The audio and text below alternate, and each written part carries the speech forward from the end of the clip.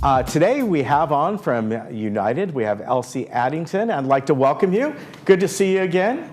Thank you, Ken. Good to be here. Yeah, and you've got, we were talking ahead of time, you've got a kind of little interesting backstory about when you were first on TV. I was on a segment called Kids Say the Darndest Things on the old Art Linkletter House Party show. And I embarrassed my mother quite a bit when he was asking me about my pets. And I had a little dog named Susie. And I said Susie had to stay in the backyard because my mommy was afraid that her boyfriend would come and see her. And yeah, I didn't know why she was annoyed with that at the time. But yeah. I mean, that was the 50s and that was pretty strong stuff. Yeah. You know, for a 6-year-old to be yakking about. Yeah, so. But that was funny. I was mentioning to Elsie that a version of that show is on once again. I don't know if it was just on temporarily or I forget what it was on. Might have been on ABC or whatever. But they showed some excerpts from that program all those years ago. And some little racy ones as well. In other words, what the kids said. Yeah. And the look on Art Linkletter's face. But to their credit, they didn't cut it out, you know, because it was, I don't know if it was live back then or what, but. You know, I have no idea. But if you saw a little girl with, Mama called them side braids, I guess. It was part in the middle. I had little side braids and a little ponytail. And talked about my dog Susie, that would have been me. That's funny. I was quite famous for a while. Have you ever tried to look it up on YouTube? No. It might be there. You think so? That'd be something. Well, look at, you know the year you were on. You could look up Art Linkletter, Kids Say the Darndest Things, 1956. And you may have to look through several, but it could be there. You never know. I could look it up. I think you should. See if I was as cute as I remember. All right. Okay, what are you going to talk about today with United? Well, I got some pretty exciting stuff. I'm sorry, which one's the camera? This one right here, if you want to speak right to the camera, number one. There you go. I like to talk straight okay, so it'd be to this my one right village. there. Okay. Well, it's not my village, it's our village. But as the new treasurer for United, are you ready to be really excited here? Sure. Okay. I'd like to talk a little bit about our current finances, but before that, I'd like to put in a plug for the annual budget report that was recently mailed to every member of United Mutual. I know it looks like a report only a number cruncher could love, but you can do it in little pieces by a section or even leave it by your bed and put yourself to sleep at night reading it, but you'll really get smart.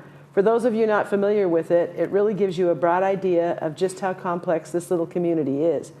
And believe me, this summary, while loaded with numbers, is actually simple compared to the masses of information and figures that were crunched to produce it. Seriously. I mean, if you could see the financials, they just go on and on and on forever. And here's this nice little summary put into you. Right. Are you familiar with our annual budget report? Yeah, well, I know you started like in March and start going all the way on. Wow, very good. And do Yeah. you read it cover to cover? I when do it's not. done? No. Not that I blame you. But it's important, and it's important to our residents. Right. They really, because we get a lot of questions that could be answered if people take a look at it. And I'm not yelling at you. I'm just saying maybe you'd even come up with some better questions if you read it.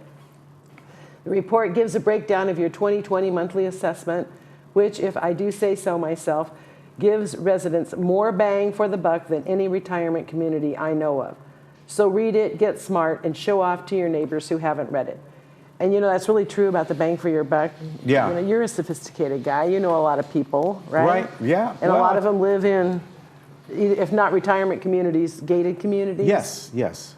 And they complain about their homeowners association fees. And do you get some numbers sometimes? Do you ever? Well, where I live in RSM. We have Samlark, and so you know you I used get to live your in Trabuco report. Canyon. I know right where you are. Yeah. Yeah, and you know I certainly understand it, and to a point. But although our area is not gated. How about your assessments? How much do you, I mean, oh gosh, I don't mean to be asking seriously. Just think in your mind how much you pay for your assessments for homeowners, and then think about, because you're so familiar with Laguna Woods Village, and don't you think we get a lot of bang for our buck? Yeah. So it's, what else are you going to say? Well, it depends where you, where some places like ours, we are not a neighborhood association. We're a community-wide association, Samlark. With So it's not like RSM? community pools. Well, RSM is, of course, the city, but Right. I think 90% of RSM is SAMLARC, is the Oh, no, community. see, I don't know what SAMLARC's SAMLARC the is. name of our association. Oh, I did not know that. Right. Well, maybe Yeah. you weren't the right one to ask. Yeah, yeah. But there are within 'Cause there, Rancho's a pretty nice place. yeah, there are gated communities within Rancho Santa Margarita. Cielo Vista is one of them. There's condo complexes and things like that. So, yeah. But I bet they don't have all of our golf courses and clubhouses and tennis courts, right? Well, unless you're in Dove Canyon. Oh, Dove can't. Well, see, I'm doing it again. That's why I wrote a script. I apologize to my listening audience there. I also want to put in a little blurb about the apparent misunderstanding of this last budget season. In the beginning of the budget season, the boards ask VMS to tell us what they need. If we don't know about a problem in, say, the asphalt department's supply of machinery or their lack of personnel, we can't consider it for the upcoming budget. There might be something else we could cut if it's a critical lack that would prevent our streets from being protected. That was what the first budget meeting reflected, all the bells and whistles. Nobody, not staff nor board members, expected that to be the final version, and this is common practice in all municipal budgets. When reviewing the first version, everybody talks about it and studies the figures, listens to the members' concerns, determines priorities based on safety and financial security, and then the staff goes back to rework the figures and presents another version, and so on. Finally, after much discussion and work by all involved, Finance presents a budget that will pass muster. No budget in the world makes everybody happy, but as board members, we have to consider the wants and needs of everyone in the mutual, as well as unforeseeable events like increases in water, electricity, and insurance costs. As your elected representatives, we then pass the best budget we can. So I hope that straightens it out a little bit more. We didn't just come out and say, hello, village, this is your new budget. Or we didn't mean for it to come out that way, but that's apparently how it was interpreted, like this is your new budget. No, this was just version 1, and then we had version 2. Right. And then we had version 3, and there was a lot of work and a lot of tweaking in between those versions. Right. And so I thought maybe if we talked about it here, maybe that would clarify it, because I know a lot of people watch your show, Ken. Well, thank you. But you're right, yeah, it goes through, you start out all the way, I said, usually about March, you start looking at things quite often by committee, what this committee means, what that needs, and then it all comes together for version 1, and then so on and so forth. Well, and staff is really busy. I mean, it's not enough that they're running the city for us, or not the city, but the community for us. But on top of that, they're starting to crunch numbers and run back and forth between the committees and So really March through October. That's most of the year. We're fooling with the budget. Right. Yeah, it's quite a bit. Yeah. That's a big part of being on the boards. Actually, bigger than I had anticipated. So you want some hot financial facts for the period ending October 31st? Sure. 2009. We have time for that? Yeah, of course. Oh darn. Well, Anyway. it's up to you. You can summarize and. Oh, this is pretty summarized. Okay. Our total assessment income for the year to date, which is October, well, not today, but October 31st, including the property tax portion, was $35,502,000, and our total expenses were $37,158,000. I know that was fascinating.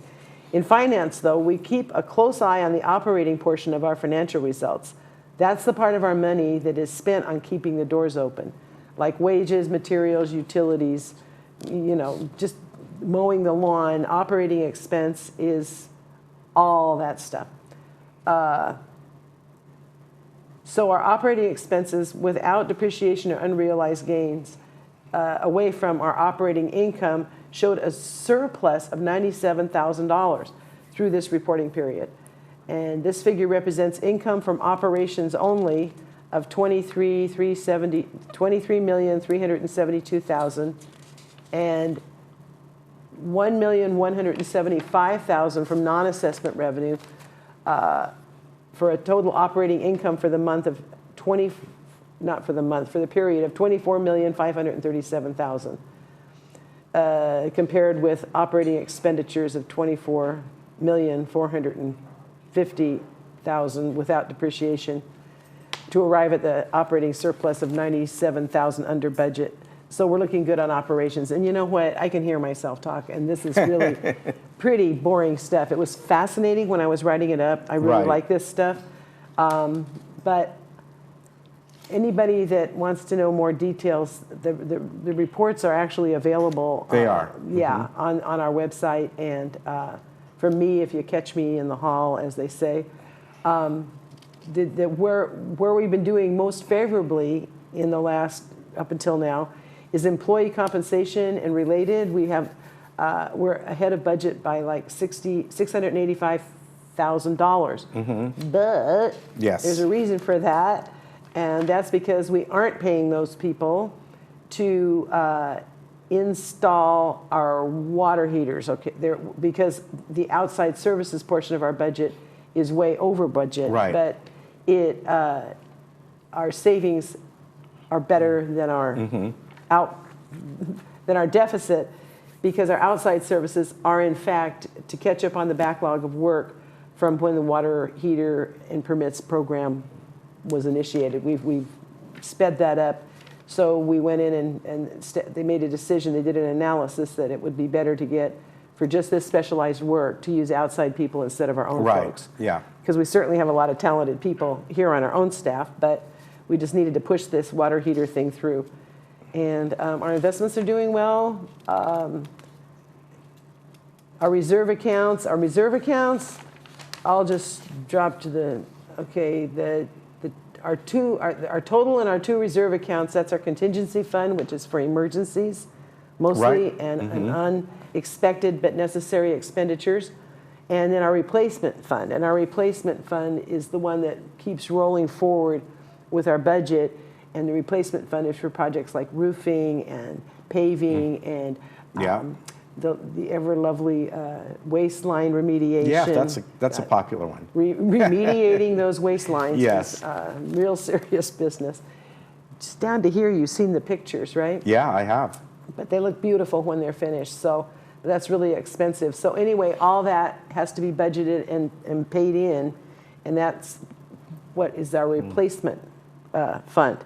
So we have the contingency fund and the replacement fund, and those two added together, our total for that period of October 31st is $19,860,000 for United. Okay. Now that's a lot of money. However, it's lower than our 5-year average of $2.1 million.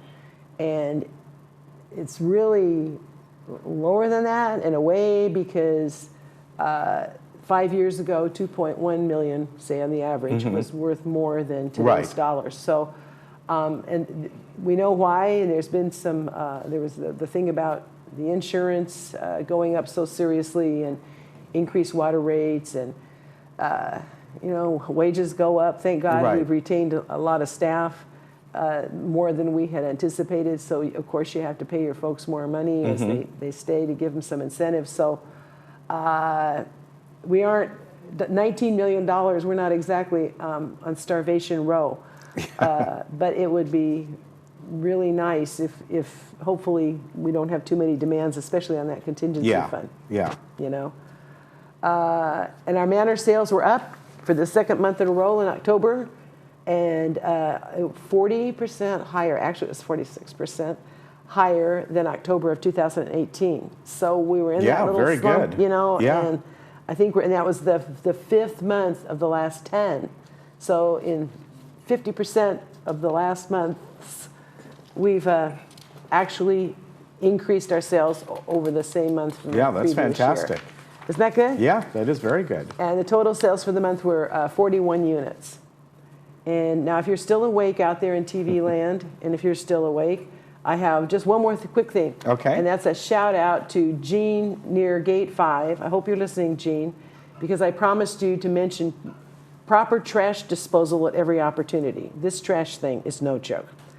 Just remember, folks, when you dump inappropriate waste near the trash bins, it's as if you did it on your neighbor's doorstep.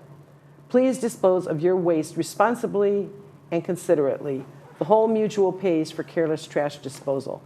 And that information on how you can get your stuff hauled away and what you're supposed to do with your contracted waste, it's all available. Most of it is stated right near the bins.